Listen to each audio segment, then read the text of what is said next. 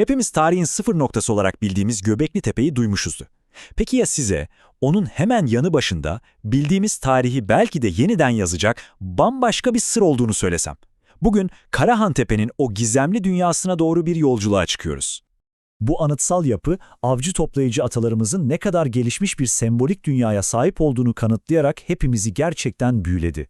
O, bir milattı, bir başlangıç noktasıydı. İşte bu soru bizi Göbekli Tepe'nin belki biraz gölgesinde kalmış ama ondan tamamen farklı bir planla, bambaşka bir heykel diliyle yepyeni bir hikaye anlatan bir yere götürüyor.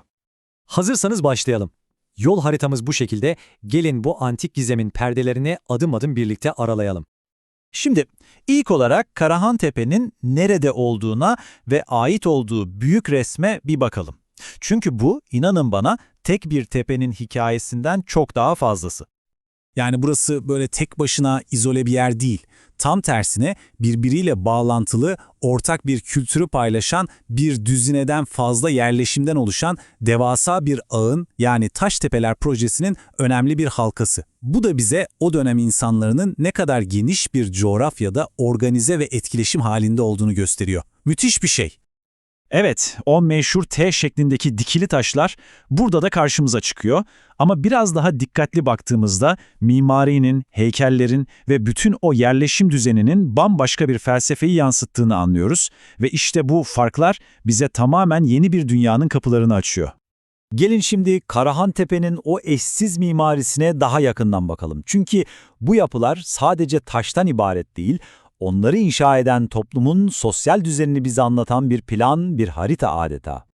Arkeologlar burada 3 farklı yapı katmanı olduğunu ortaya çıkardı. Gündelik hayatın geçtiği daha küçük yapılar var, sonra topluluğun bir araya geldiği daha büyük, özel yapılar var ve tam merkezde sadece bir tane olan en özel yapı bulunuyor. Bu kademelenme bile tek başına herkesin her alana giremediğini, yani bir sosyal organizasyon olduğunu fısıldıyor kulağımıza. Bakın, bu detay çok önemli. Bu sekiler, yani oturma sıraları, ritüeller sırasında bazılarının oturup izlediğini, diğerlerinin ise törenin tam merkezinde aktif bir rol aldığını gösteriyor. Yani toplum içindeki farklı rollerin ve statülerin mimariye kazınmış, somut bir kanıtı bu. İşte şimdi işin en heyecan verici kısımlarından birine geliyoruz. Gelin Göbekli Tepe ve Karahan Tepe'yi şöyle bir yan yana koyalım ve farkların bize ne anlattığını görelim. Bu karşılaştırma, Karahan Tepe'nin öyle bir kopya falan değil, kendine özgü bir evrim olduğunu çok net gösteriyor. Evet, T sütunları ve anıtsallık ortak payda ama Karahan Tepe'de, Göbekli Tepe'deki o soyut ve hayvan figürlerinin aksine insan betimlemeleri ön planda. Mimari çok daha planlı ve yapı türleri arasında bariz bir ayrım var. Şu görsellerdeki fark ne kadar çarpıcı değil mi? Solda Göbekli Tepe'nin o tanıdık dairesel yapıları var. Sağda ise Karahan Tepe'nin ana kayaya oyulmuş çok daha organize ve planlı düzenini görüyorsunuz. Bu sadece bir tasarım farkı değil, belki de çok daha yapılandırılmış bir toplumun yansıması.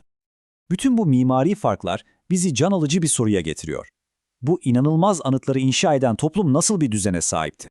Şimdiye kadarki genel görüş, avcı toplayıcıların daha eşitlikçi olduğunu söylerdi. Ancak Karahan Tepe'de bulduğumuz kanıtlar bu varsayıma açıkça meydan okuyor ve bize sandığımızdan çok daha karmaşık bir sosyal yapının ipuçlarını veriyor.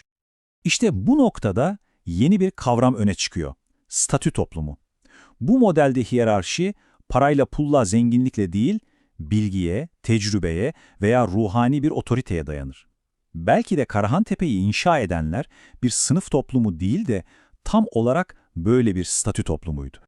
Asıl can alıcı nokta da bu zaten. Bu hiyerarşinin kanıtı birileri yazılı olarak bırakmamış, doğrudan taşı oymuşlar. Yapılara o kademeli erişim, sadece seçkinlerin girebildiği o tekil merkez yapı, ritüellerdeki oturma düzeni ve hatta bazı bireylere uygulanan özel defin işlemleri. Bunların hepsi eşitlikten çok daha öte, belirgin bir statüs farkına işaret ediyor. Şimdi bir adım geri çekilelim ve büyük resme bakalım. Bu keşif, insanlık tarihi için neden bu kadar önemli? İşte bu her şeyi değiştiriyor. Bize yıllarca okullarda öğretilen karmaşık toplumların tarım ve yerleşik hayattan sonra kurulduğu tezini temelden sarsıyor. Karahan Tepe bize gösteriyor ki insanlar avcı toplayıcıyken bile son derece organize, hiyerarşik toplumlar kurabilmiş. Bu insanlık tarihinin zaman çizelgesini yeniden düşünmemiz gerektiği anlamına geliyor. Kısacası, Karahantepe bize bildiğimizi sandığımız taş devrinin çok daha karmaşık, çok daha organize ve sembolik olarak çok daha zengin olduğunu söylüyor. Bu tepeler sadece eski taş yığınları değil, insan toplumunun kökenlerine dair tamamen yeni ve heyecan verici bir hikayeyi anlatıyorlar. Ve işin en güzel yanı ne biliyor musunuz? Bu hikaye daha yeni başlıyor.